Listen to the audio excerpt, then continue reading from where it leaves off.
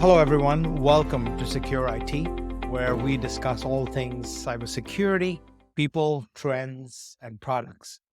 Thank you for joining us on our continued journey.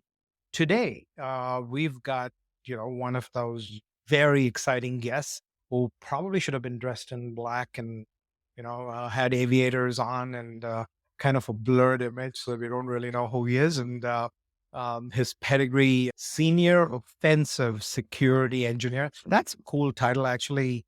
Would consider that. It's kind of actually relieving and venting to be offensive, but we'll talk a little more about that. So, senior offensive security engineer at Third Wave, Penn State grad, leader, mentor, and if that isn't enough, we're going to dive into NSA, CNO, and what those acronyms mean.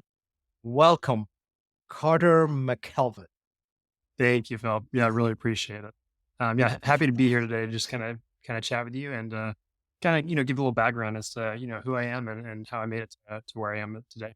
Cool. The last time um, I'm going to tempt our guests to stay for the whole podcast. They usually do, but uh, the last time we were sitting together on a panel at OpTech, Carter. Remember that in Chicago almost a year ago, and that Yeah, was so, a fun conversation. And it ended with vibrations of the contents from a sewage. sewage pipe. That was I a good figured one. you would ask that. I did, yeah. And I will. Let's talk about your career. Our listeners are very interested in, the person, the man behind the myth.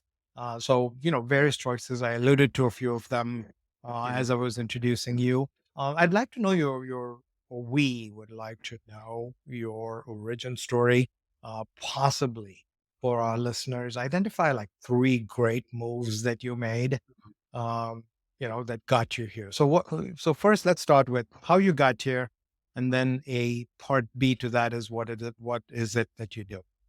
Yeah, absolutely. So I'll kind of give you the whole rundown of kind of where I'm Please. at today, because I definitely have a very interesting kind of path to my current position. So my family is not technical at all. I did not grow up in a very, computer oriented family. Still to this day, they're not, and it's hilarious. And in fact, my wife and her whole family are healthcare professionals. So it's crazy dynamic at Different a world. family event. Uh-huh. So I grew up not really being into computers. I was very into sports. My dad being a businessman and my mom a healthcare professional, and then a stay-at-home mom for a while. So I never really got into computers until about, I would say, my junior high to early high school is when I really started to explore computers and computer engineering. And when I say explore computer engineering, I mean trying to break into the Wi-Fi at the school and doing all sorts of things and more of the offensive security realm that I thought was really cool. And doing some stuff that is probably wouldn't want to talk about later on, right? So but yeah, so did a lot of that and really that whole world, the whole cybersecurity world just really intrigued that, you could manipulate computers and software and networks to do things that they weren't, meant to do, right? That they shouldn't be doing, or that the administrators didn't, want to allow. And so that whole world really intrigued me, and I think a lot of it's just how I think as a person. I'm extremely methodical. I'm always researching something. My wife and family make fun of me that what is Carter into today or this week or this month, because if I have a new topic, I just deep dive all into it. And so I love learning new things, and that falls right into place with offensive security because being in offensive security, you have to be bleeding edge, learning all the new crazy things that people are doing, to really stay up to date, kind of in So, this. Carter, if let's talk about offensive security, Sure. right? And let's match it against red teaming. Mhm. Is it even more offensive than red teams? Or tell us more. Yeah, absolutely. So offensive security really encompasses a lot of different types of engagements. And that can be from your standard penetration test, right? So internal or external penetration tests, web application testing, there's all sorts of things, right? At the end of the day, it's releasing a guy like me to go look at an application or a network and be the bad guy, be the threat actor in a network.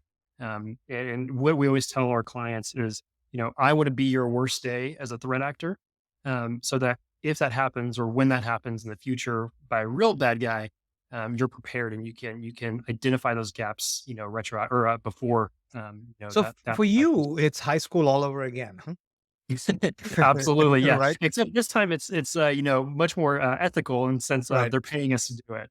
Yeah. Uh, but yeah, so it encompasses a lot of the engagements are penetration testing, that sort of thing. But then it really bleeds into also like red team. So red teaming is much longer engagements where we are trying to evade security controls. We are trying to move around networks laterally. We're trying to exfiltrate data out of a network or whenever SaaS based applications. Much longer engagements too. So it is not just a hey 2 week. We're going to assess the network and be very noisy. The red team is really much more of a comprehensive and in-depth engagement, and typically that's more for the enterprise world. For the Um, most part, Carter, mm, we've done this in this business, right? When I say we, I'm excluding you from this we. We've dropped USB flash right, drives and seen if someone picks it up, mhm, or sat down in a parking lot. And we've actually had guests who started their career sitting in a parking lot scanning via access right, point, right? You, my friend, have taken this to a different level. We're talking white panel trucks with so-called unnamed stickers on the side, yeah. boxes with people in them, if I'm not mistaken, oxygen tanks, just to get into a knock. Tell us about a little bit of that fun stuff, or as much as you're allowed to tell us about that. Yeah, absolutely. So it kind of goes back to my kind of not upbringing, but my path in this world, or my career path. And at NSA, so early on, I got a job at senior year of high school with a guy named John Woods, who is absolutely my mentor in the world of cybersecurity. He's a healthcare cybersecurity industry veteran, been around for a long time. I really looked up to him early on. He was local to me. I got to meet him, and he was like, "Hey, come on board, be an intern for us, and just kind of do whatever you want to do." And that was huge for me because getting into security is very hard to do. Everyone knows it's very difficult to break into security in any aspect, and he let me do that extremely early. Amazing guy, almost he was he? I'm not sure if he was He on was a, a he was on a panel, right? yes, Just like father figure, authority absolutely. figure in cybersecurity. Yep. Absolutely. Yeah, Please, always, yes. always a guy that I could bounce ideas off of and would give me sound advice. And so I attribute a lot of my success to him for sure. And so really from working with him, I knew that I wanted to go into offensive security. That was my passion. At the company that he had hired me at, I was doing a little bit of that, but it was primarily the generalist cybersecurity role. And so, I was looking up, who's doing the bleeding edge stuff in offensive security. And he actually mentioned, he was like, "Well, you should go work at the NSA." So the National Security Agency. And I was like, "Yeah, right." I mean, that's good luck. And I had no way I can get in there. And I think I applied about 20 times over a 2 year period. And I finally got an interview and was able to work in their computer network operations department. And obviously can't say too much about that whole job, but it absolutely opened my world up in terms of what can be done by threat actors at a nation state level. And really taking that and those core principles that I learned there, where you have to be methodical in cybersecurity, whether that's offensive security or defensive. You've got to be methodical. You've got to learn how to be curious in an intelligent way. And this is something I explain to newer analysts or newer operators, that you've got to be curious, but you have to know how to search right. You have to know what you're looking for. And I kind of call it the security conscious. The mindset of a security professional. It's definitely a trait that's learned. So from there, that was really the launching point of kind of my career after that. So from NSA, did a lot of fun stuff there and really honed in my skills. And then I went to be a red team operator in a Fortune 100 organization. Had a lot of fun doing that, and now kind of moving back to the consultants world, Right. and doing it for a plethora of different size organizations. Calmer Yes, circumstances, lower blood pressure, having done the Tom yeah, Cruise Mission Impossible stuff, absolutely. right? Now, You started it. You said NSA before I did, but so you know where I'm going with this. And I promise I'll hold it off till we're later in the conversation. But you were NSA CNO. Yeah, Break down that acronym for us. National, absolutely. So NSA CNO, so National Security Agency, and then CNO is Computer Network Operations, right? uh, formerly known as Tailored Access Operations, prior to some things happening. So yeah, so there the CNO group is responsible for going out and collecting intelligence or intelligence data, against a variety of targets, and so it was really there where I learned about OPSEC, so operational security, being on a nation state team. It is a um, huge undertaking. A lot of stress, like you said, a lot of stress and responsibility, as well as just general fear that things might go wrong. But being there, I had some great mentors while I was there, and that I continue to talk to this day. And a lot of it wrote on, you're going to make mistakes. A mantra that I kind of picked up there was, fail quick and fail often, because one thing that I didn't learn early on, relatively speaking, was that it's okay to fail. It's okay. You're going to fail. You have to fail. Um, and at NSA is where I really learned that you got to fail quick and got to fail often, because that's going to get you to succeed or complete the mission. And I think that is a key principle or a key mantra that I've really kind of taken since then and really applied, because, I've talked to a lot of folks wanting to get into offensive security, and they're scared to do something wrong, right? They're scared. It really both sides, offensive Right. and defensive. They're scared to do something wrong. They're scared to run the wrong command or make a mistake. And I just tell them, I'll tell them stories like, "Hey, I've really messed up some things, right? But it's okay. It's all right. Yeah. There's plenty of stories you can read on Twitter and LinkedIn of people bringing down entire ISPs by running a wrong command on a router, and it's okay. You know, Yeah. you learn from that, and And that's kind of it's the Michael Jordan mantra, right? It's exactly. all the failures Yes. that the people really don't see, Yes. that lead to the 10, successful buzzer beating shots, right? And he says Absolutely. this some ways like, look, I may have, pulled off 10 spectacular shots and won the game, but there were 300 times I actually missed Sure. in similar circumstances. And it goes to our cybersecurity world as well. We're quick to talk Mhm. about, hey, you know what, these are the threats that actually were successful, but we don't talk about the tens of millions of threats that were averted, uh, Right. which is a story. So great, good point. Thank you for bringing them up. Um, Mm. We'll save NSA for dessert, and I'm going to try to spend the next hour convincing you to share a story. But let's talk, non NSA commercial world.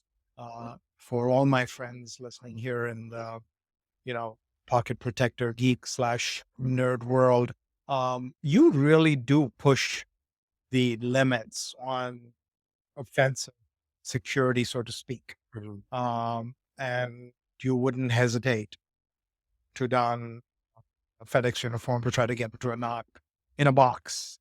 Yeah. Fair to say? Oh, absolutely. Right, right. So any cool story you can share?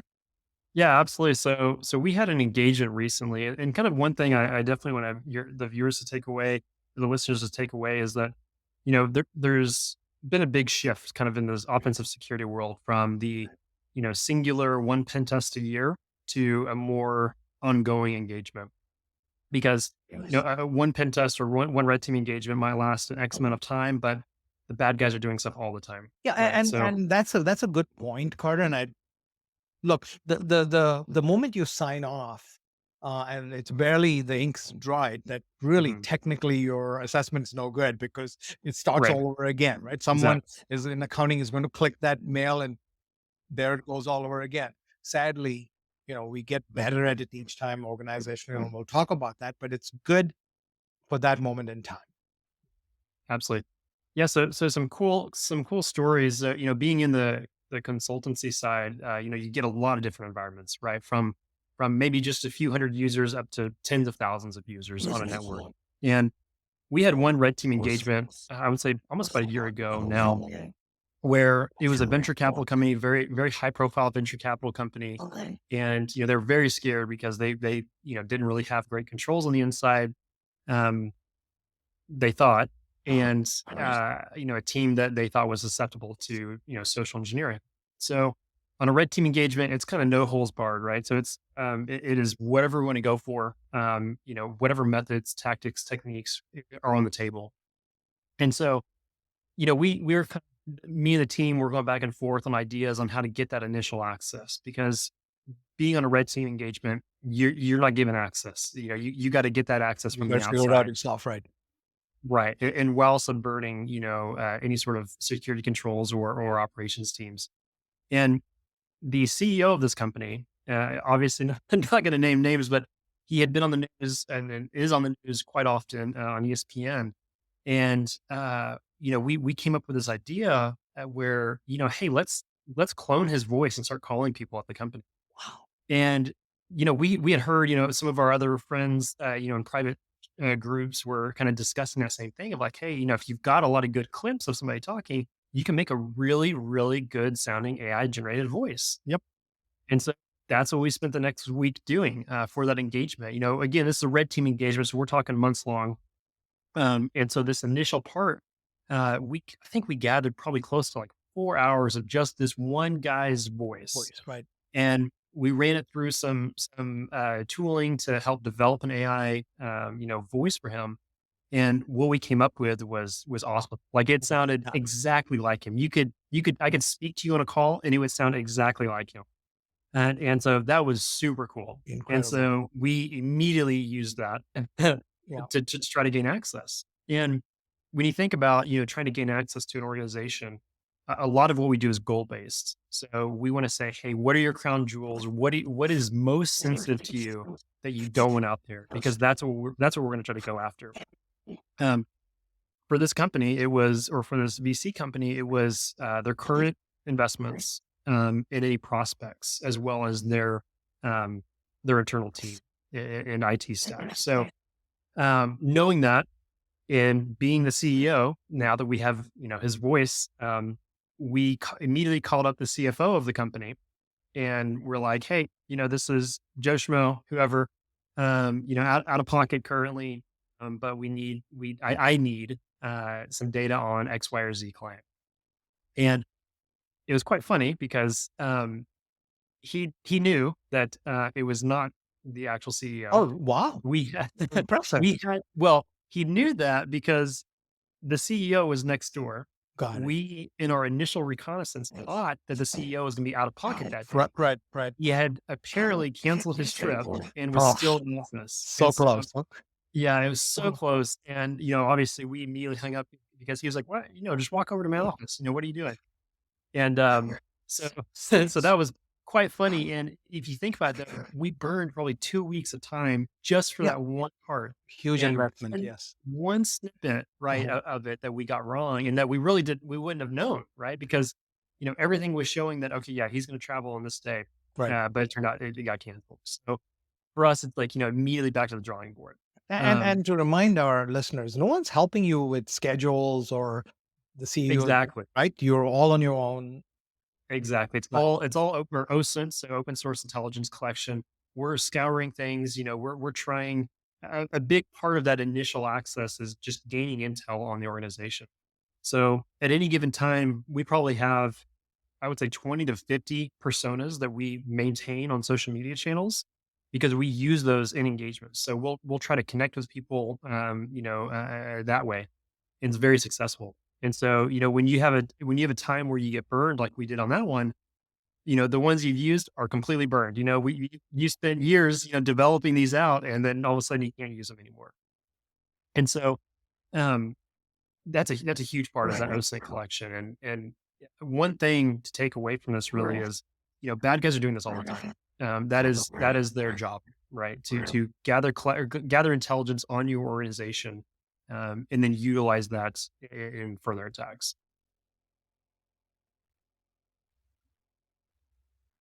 Yep, think Right. you're muted there, Bill. Yeah. There we go. Sorry. So the story has a happy ending for you. It does indeed, yeah. So After that, the good thing is, we weren't completely burned. We had only burned the voice and I think, one or two phone numbers. But we were able to successfully, after that, uh, another few weeks went by. We had a nice new persona of a CNBC, I think, reporter that we created, and we contacted their PR team.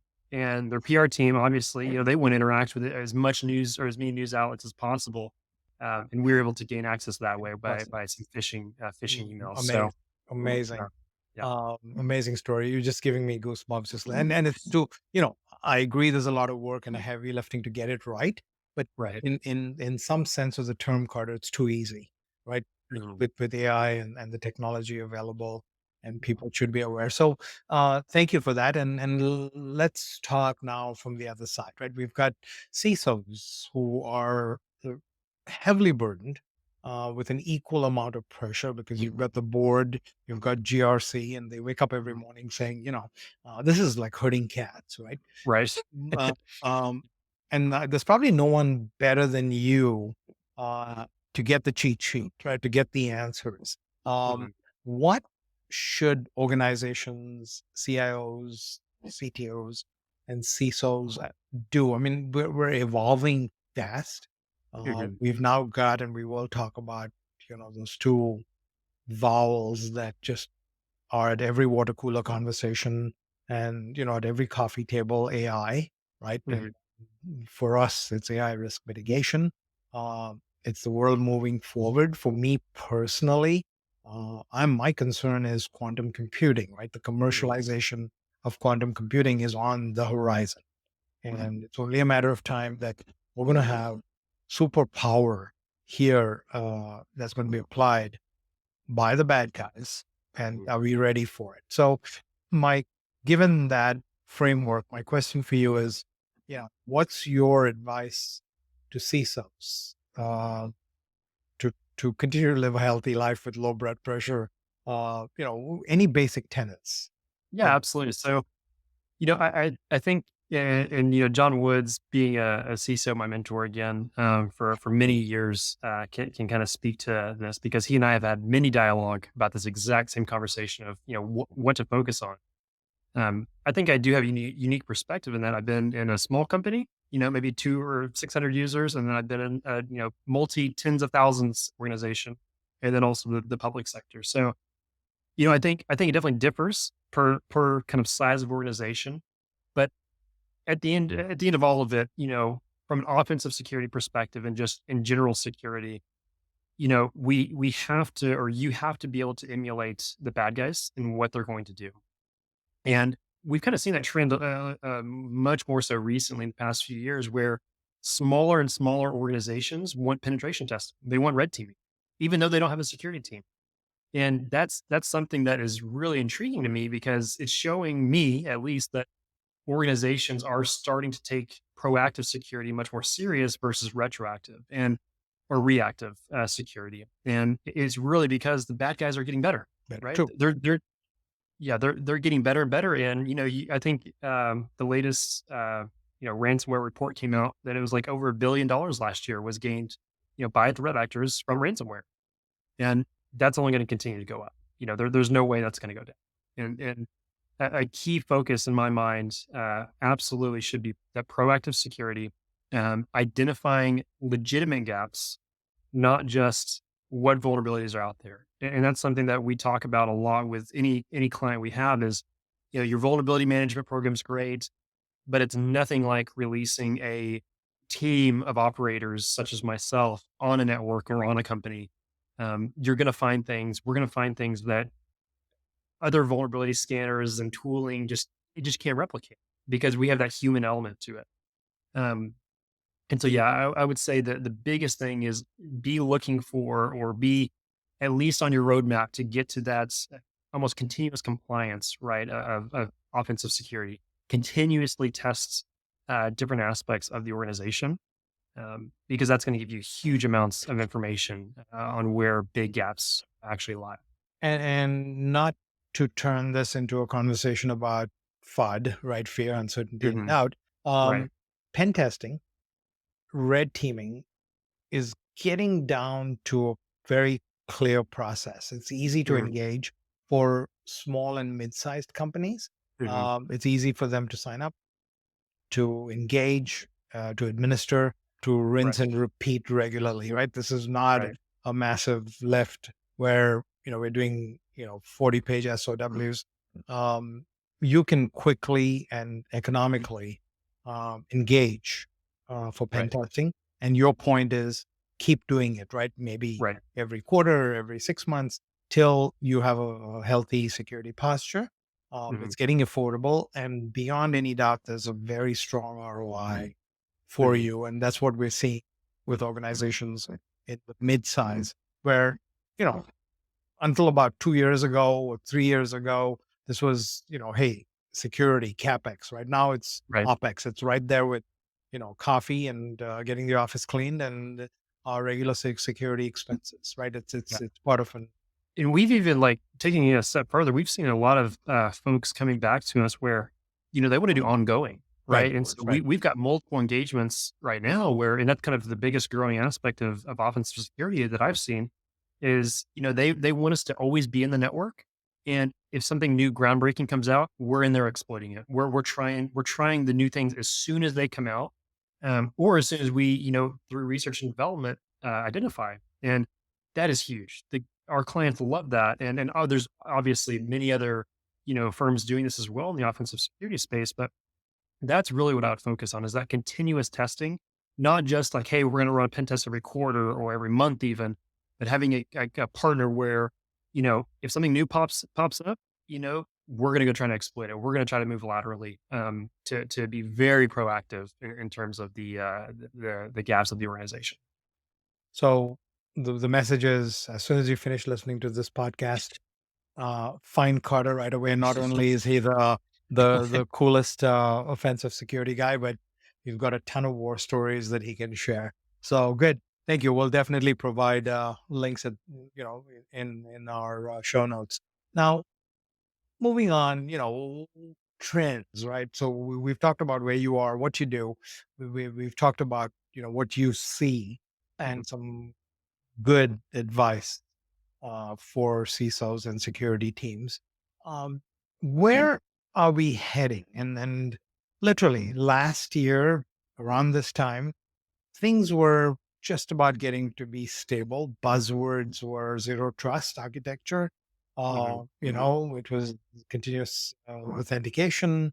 Um, it was Gatsby and SASE in terms of cloud security. It was, working from anywhere. It was the Mhm. fact that or our insider threat could be in East Europe or in India or Pakistan or the Philippines. People were understanding that the boundaries of an organization now are global and we're not geo-fenced at an Right. office in Torrance, right? So these were the conversations. Today, Cardinal, AI has disrupted a lot Mhm. of this, right? Not only do we have a new toy to play with that has tremendous potential, Mhm. we're going to see a change in employment statistics because AI, and this is the beta version of Right. AI, right? Right. Is already doing so many things better in terms of productivity. Mhm. With then for guys like us, bring up issues of risk mitigation. Right. The one issue that I'm still, besides quantum computing, the one issue I'm grappling with is, how do you deal with bias in AI? And Mhm. lawyers are dealing with privacy and Mhm. ownership of intellectual property. But I've talked about the fact that AI is driven by large volumes of data. That is, Mhm. not a subject up for debate.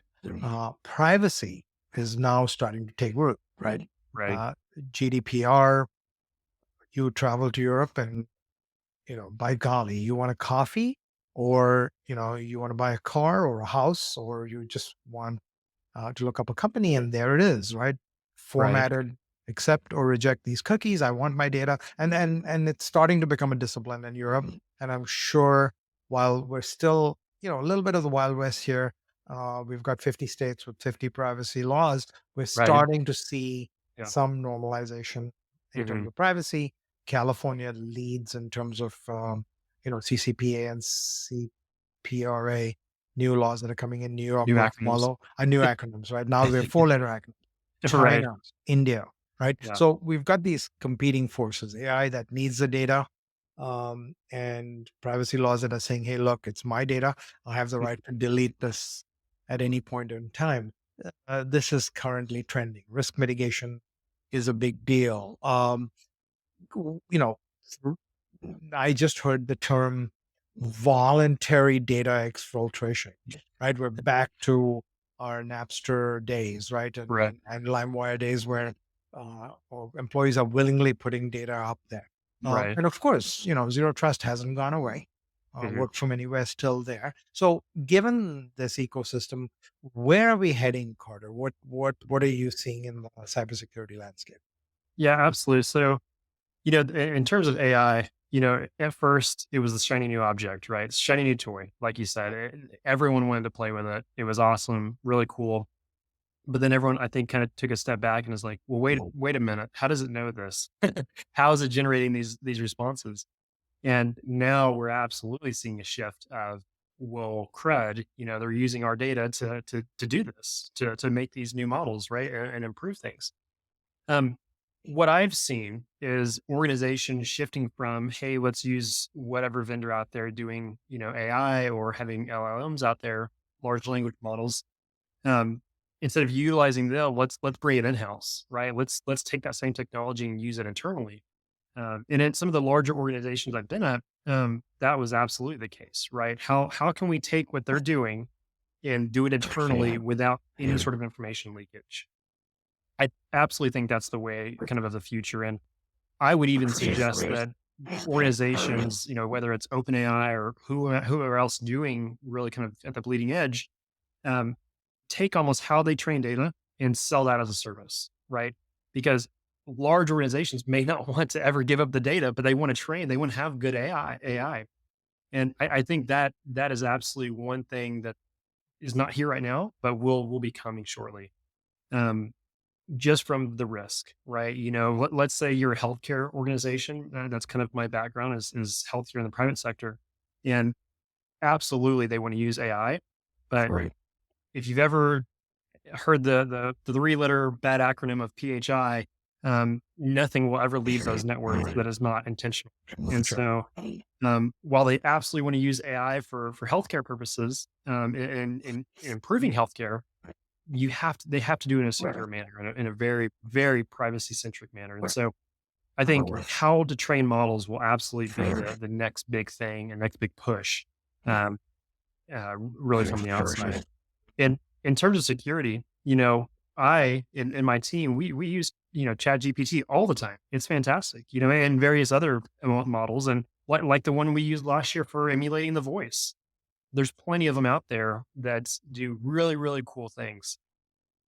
Now, from an offensive side, that also is bad, right? Sure. Because now the bad guys, instead of telling organization and their people like, hey, look out for misspellings and emails, and phishing emails, the spelling is perfect, the context is perfect, everything looks and is formatted exactly how you would expect Yep. a normal English speaking person to write. Right. And that's where there's gonna be a lot of challenges. Your job just got a lot harder. Exactly. Yeah, Right. because people are much more aware now of Well, let's figure out the context of, emails or whatever pretext. right. Right. Right. Have you So thank you. Right. This has been a very good conversation. Um, I want to come back to you now. And Sure. we started with you. We're going to bookend this extremely interesting conversation, coming back to the person.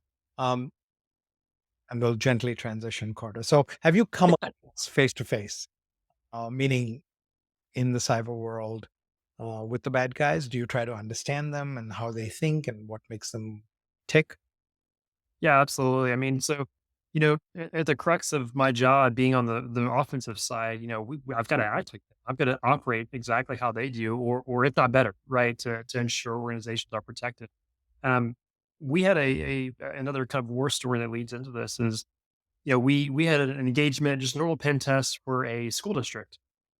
And school districts obviously very, very targeted because they have a lot of, nice data that, they don't want out there And very little and, money to protect it. and very little money to protect. And so, a big part of, I'm the COO of an organization called Falcon Ops, and that's who we help. It is really, public sector, school districts, charities, that sort of thing. It's more of a kind of a passion project for me. Um, but we're doing this pen test, and we gain domain admin rights on the Active Directory, main domain controller, and so we're we've got complete control of the domain. And we noticed that there was evidence of two different ransomware groups being there Wow.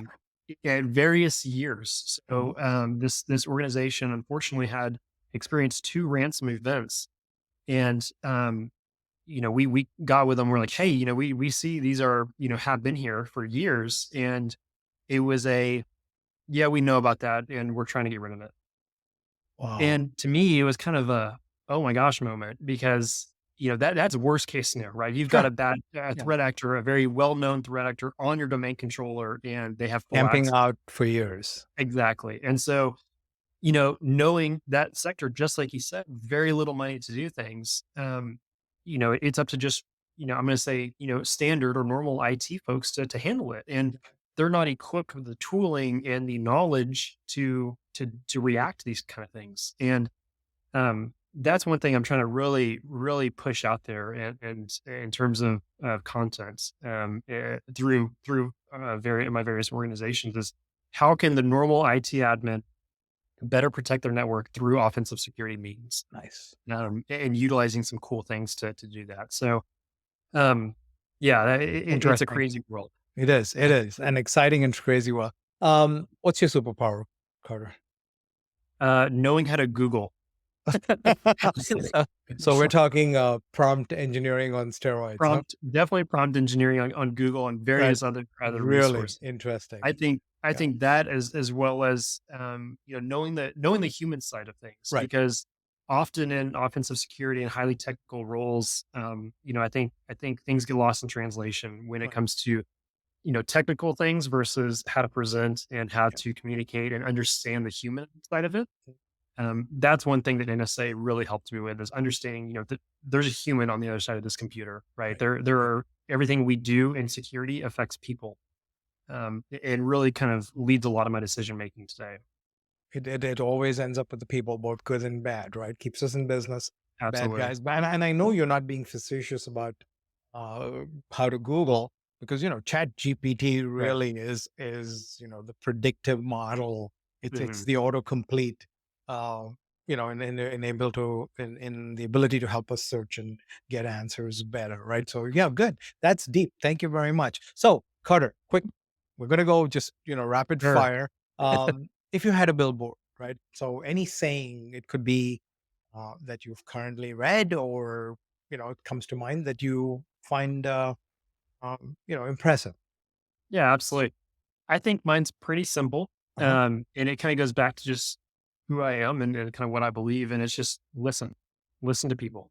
Interesting. Um, one thing that and the reason for that, for, being listened to people is just that, me being very methodical and just how I kind of came and went through my career. I was so focused on the tech side. I was so focused on all that stuff that, I had to learn the people side of things. And a large part of that is listening to people and their own struggles. Right.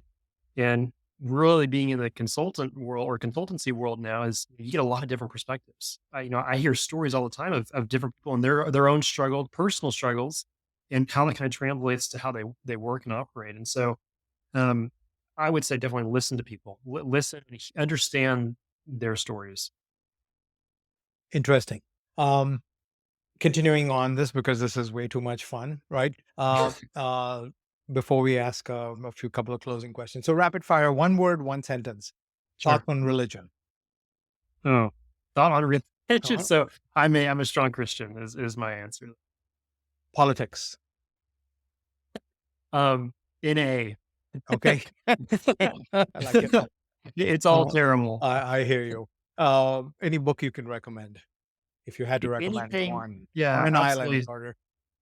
Oh man, on an island. Uh-huh. Well, I mean, I'm gonna say the Bible, but Okay. I would say anything technical from No Starch Press. No Starch has a lot of great content. Cool. No, say it again. No Starch Press, No starch press. Cool. Awesome. Music. hard rock. I would have guessed rock and roll, but okay, cool. Yeah, Very nice. love rock, love. Yeah, that's definitely my go-to right Um, historical figure that comes to mind. now. Historical figure. Um, I don't know if I've got a good one for you. There's so many out there. I would Wow. say, Linus Torvalds just Okay. for creating Oh, Linux. I nice. mean, Yep. that to me is, I mean, foundational to our entire industry and everyone's industry. So I think that's a very key important figure. We, That is not, funny to say. uh, I totally agree. As long as we're not going to Linus and Peanut, the Peanut comic strip, or the Viking after who Bluetooth was named. Cool. Any lessons from grandma? Lessons from grandma: learn how to cook.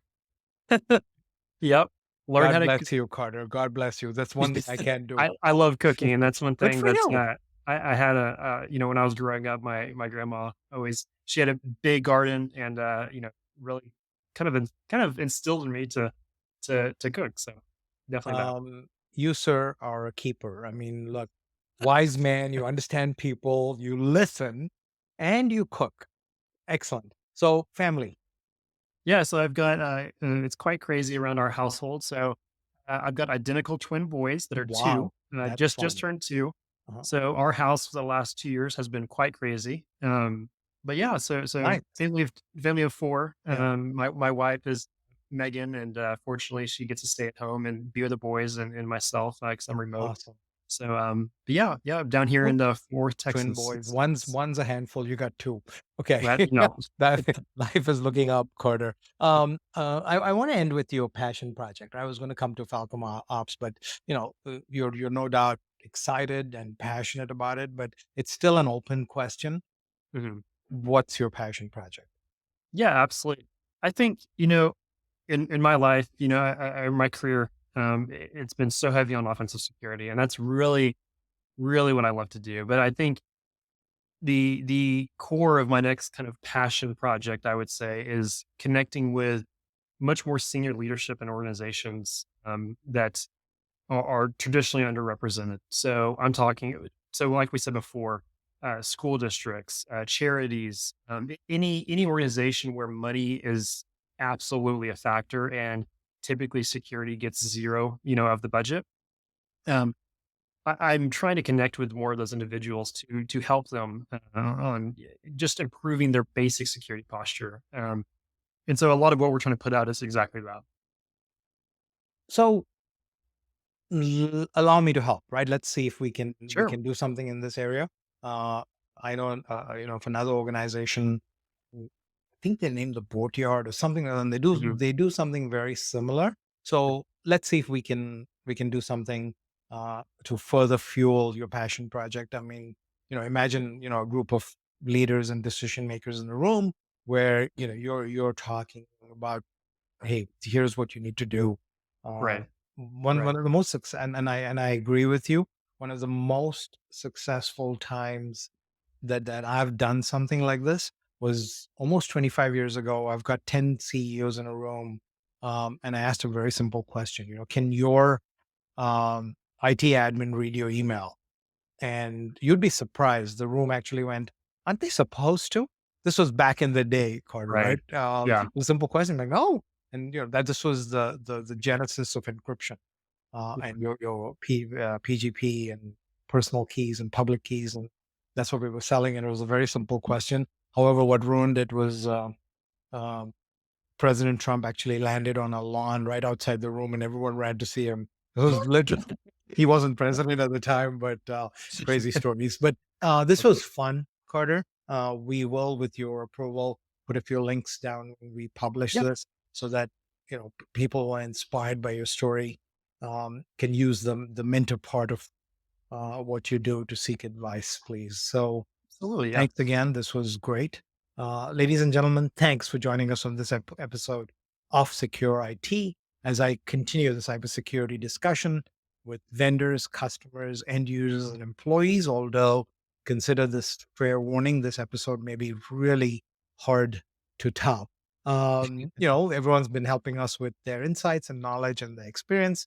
Please make sure to follow us on this podcast for free wherever you find podcasts. Please do DM me on LinkedIn, Twitter with questions, comments, feedback. Thanks again, everyone, and see you next month.